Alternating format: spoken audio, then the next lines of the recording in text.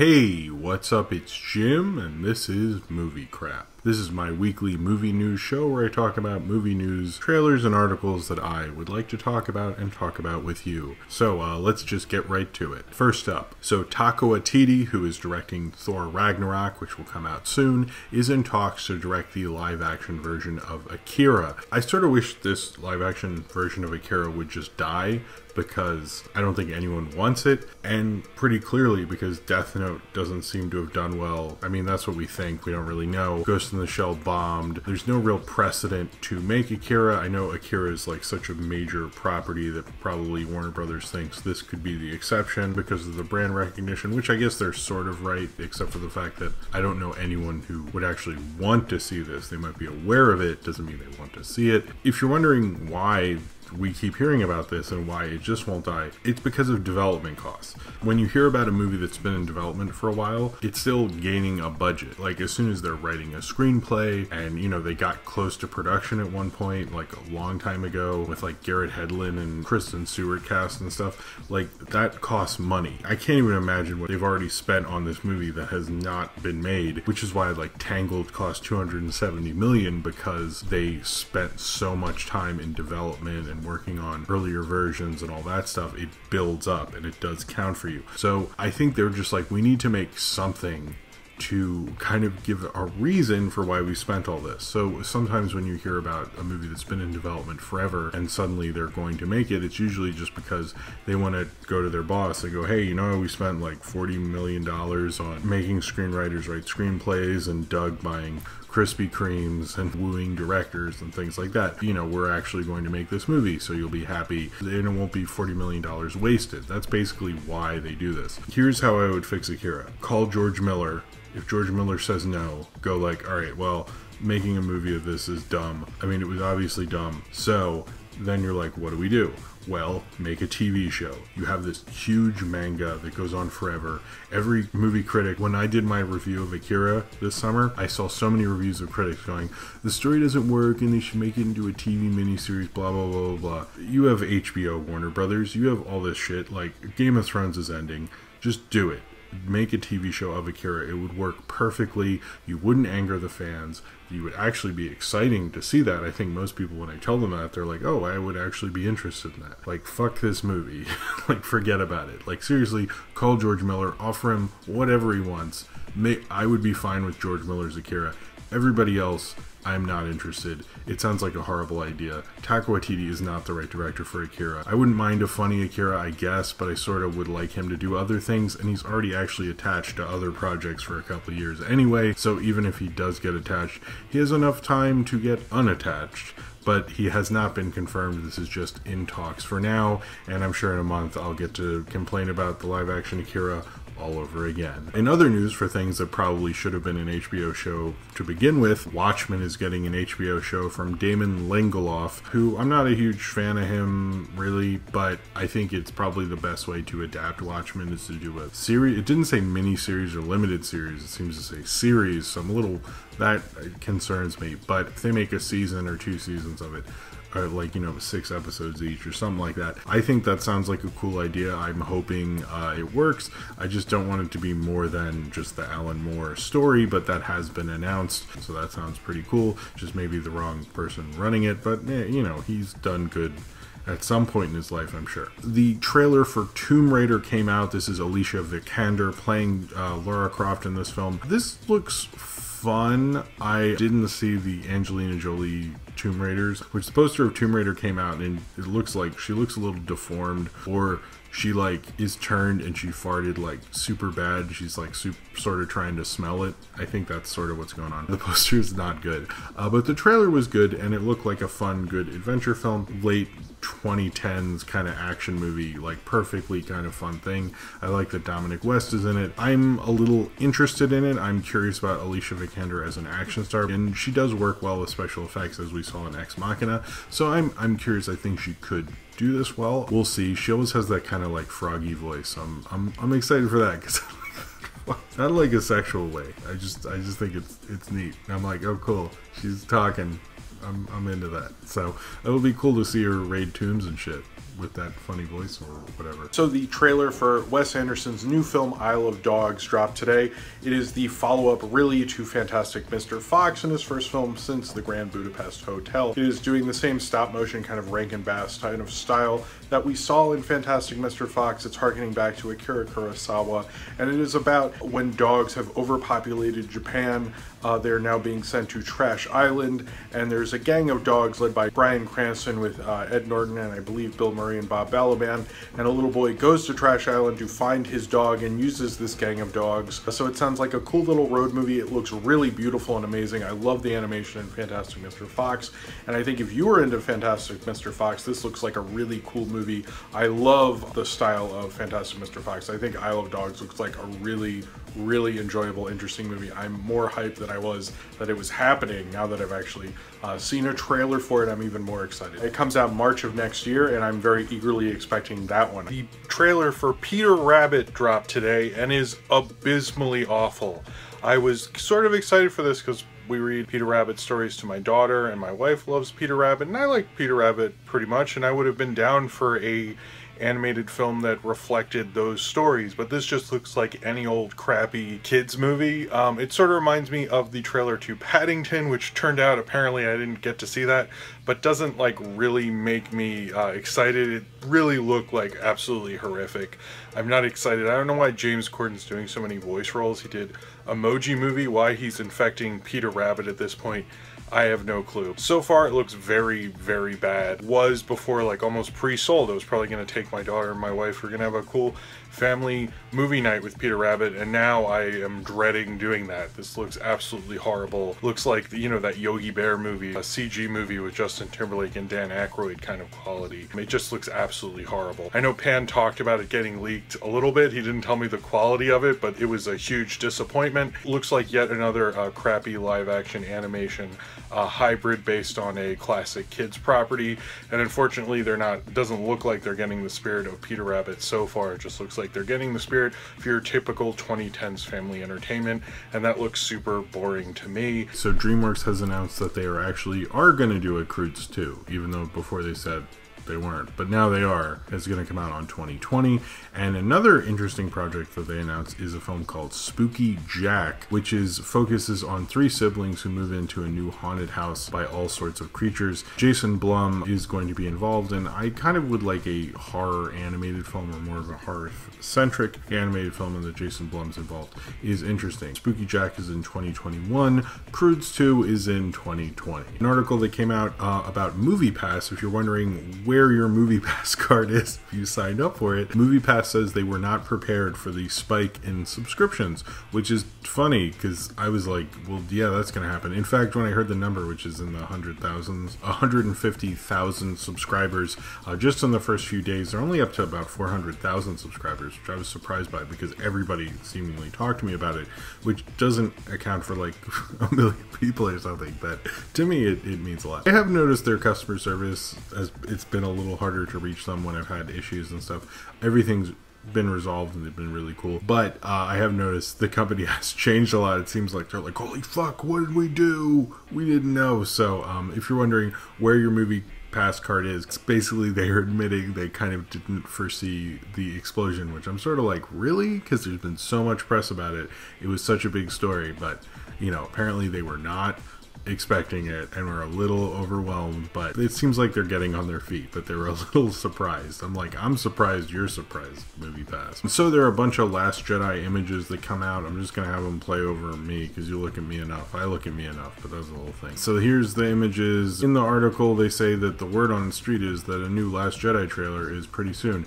If I was the people who were going to release a Last Jedi trailer and I was looking for the right movie to release it with, Blade Runner 2049, which I think is an obvious choice because a lot of people who don't normally go to movies will go to that, and a lot of those people will presumably be interested in Star Wars since they're seeing a reboot of a Harrison Ford film from the 80s. I think they probably would. I am just sort of guessing. They might just wait for Thor Ragnarok or something, but I sort of feel like Blade Runner 2049 is probably a better move, and I'm sure, you know, it sort of doesn't matter. They could put it on, like, you know, American made and people would be down. It doesn't matter. They're just going to release it on online, but I think Blade Runner 2049 is sort of the better move. I think that'll probably be when the new trailer is. If there are any more pictures, they'll be up here. They're pretty cool. Still looks cool. I'm excited to learn, like, you know, a plot and shit, and, you know, see the movie too. It has been announced that Linda Hamilton will be returning to the Terminator franchise, as well as Arnold Schwarzenegger will be, for the franchise that will presumably be helmed by Deadpool director Tim Miller and sort of involved or produced or executive produced by James Cameron. And that this will be a trilogy of movies, because that's something we wanted,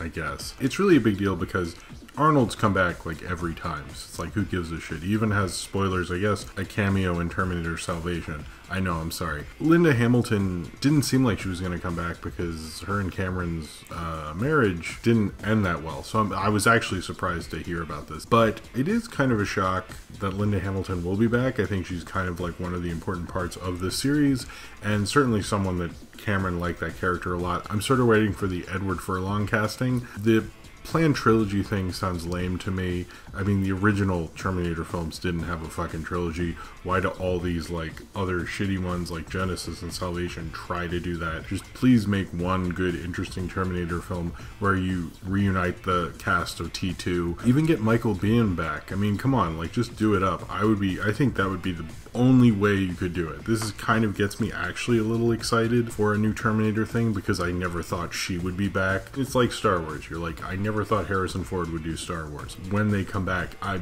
would be excited for that. So I think if you get literally everyone, even Robert Patrick and stuff, and they're all back and it's a new adventure and you have a good spin on it with Tim Miller, I would be very excited for that. We'll see, but the trilogy thing gives me like agita. So a constant theme of this will be Matthew Vaughn is doing a press tour and is going to talk about stuff he'd like to do or almost did.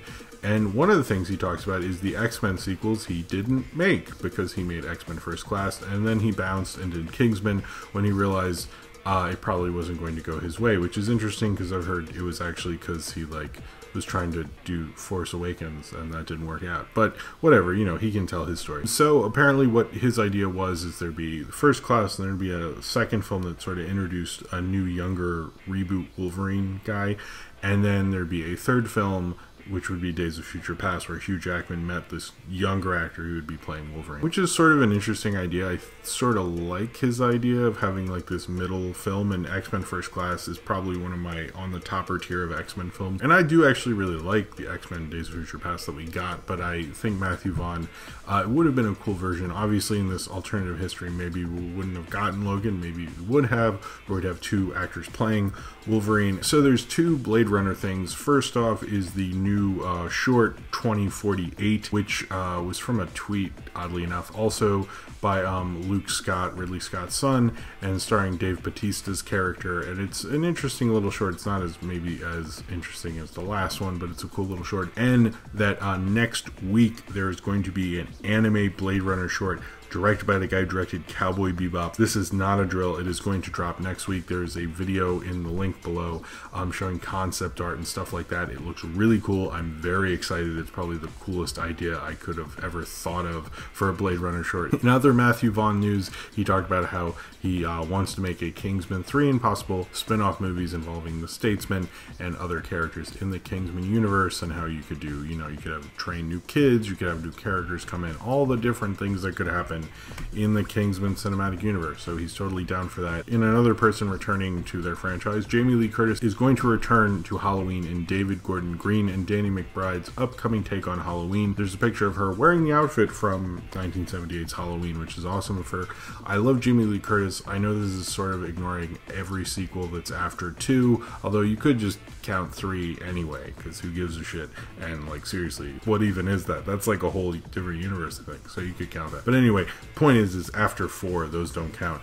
And so it'll be interesting to see what they do with her character. I'm a little interested in that. I'm glad she's coming back. It doesn't like excite me as much since she sort of came back too many times. Sort of like the Arnold news. You're like, oh, okay.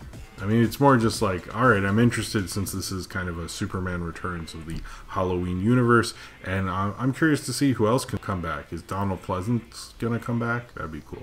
I'd be down for that.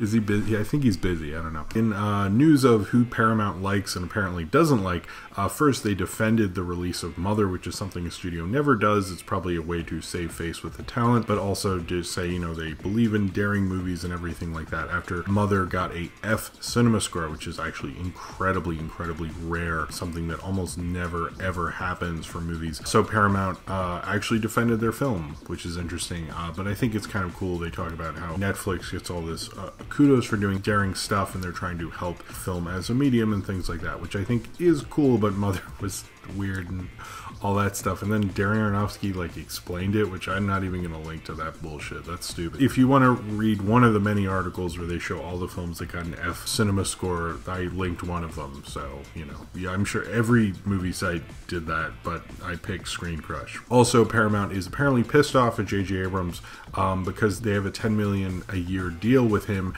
to make movies for their studio, and he sort of hasn't done that since 2013 with Star Trek 2, which you'd think after Star Trek 2 they'd go, maybe let's not have you do that, but whatever. They're a little mad. They were okay with him doing, you know, one Star Wars movie. Now they're sitting around like, wait, what the fuck? And they haven't had the best slate because, you know, they released Mother, and even though they defended it and stuff, they're like, well, we thought we were going to get like a J.J. Abrams movie eventually. I mean, even though he hadn't really gotten farther enough in development, seemingly was developing a lot of projects. I keep hearing about projects he was developing, but it didn't seem like he was very close. But Paramount was still like, we wanted that movie, I guess.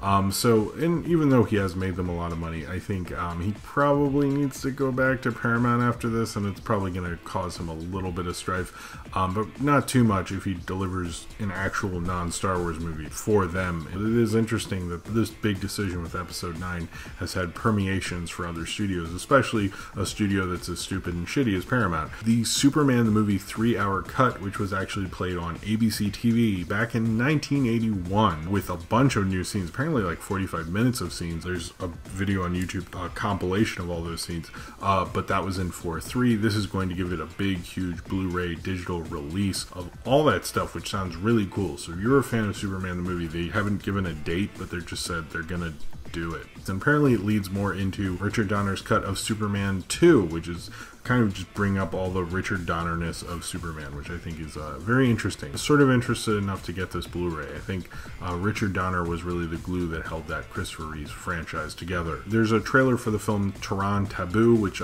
Kino Lorber is going to release next year around February, I believe. It's cool. It uses clearly motion capture in a lot of it, but it's kind of like an alternate universe of Iran. It looks like a cool animated film, and you should check out the trailer because we don't get that many different animated films like this too often. If you saw a trailer for the film The Cook-Off, which at first you're like, why are you talking about this? This isn't demographically correct. I'm more interested because it was a film that was made 10 years ago, delayed and sat on a shelf, and is now going video on demand, probably because, I don't know if you knew this, but comedies do a lot better on demand than any other movie, and this starred Melissa McCarthy like well before Bridesmaids and stuff. So if you see a trailer for that, because it did get posted a lot of places, it was actually from 10 years ago. It was made in 2007, so, or at least it was prepared to be released in 2007. It's like a mockumentary of a cook-off. Sounds like something that would have been released in 2007, but now is just going on demand now. And finally, there is a Oscar Futures column, which is written by Kyle Buchanan.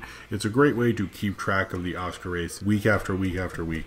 I will probably be linking it at the end of Movie Crap from now until the Oscars actually happen, but I really like Kyle Buchanan and his Oscar wrap-up stuff, and it's a great way to see people rise and fall and how festivals affect things and everything like that. And he usually has some cool stuff to say about things and just lets you keep track of the changing tide of the Oscars, which it'll be interesting to see the list he has as Best Picture at this point and what will actually get nominated for Best Picture. But it's a good way to gauge what is happening as the Oscar season continues. So seriously check those out if you're interested in that. So that was Movie Crap this week. I had 3 videos since the last episode of Movie Crap. Those were a review of Mother, a Mystery Science Theater 3000 review for the final episode of Season 11. I've reviewed all of them. And a review of South Park Bigger, Longer, and Uncut, which was the winner of the movie review vote. I will also have an exclusive early release of my August 2017 video exclusively for my Patreon, and that will be out probably, hopefully, on Saturday. But if you'd like to see that early, then you can do that through the Patreon if you're pledging. But if you're not, then you should, because every dollar helps. Thank you all very much for watching. Comment below in the comments if you have anything to say about any of these things that I talked about, and subscribe if you would like to. Yeah. So sorry for the change of location.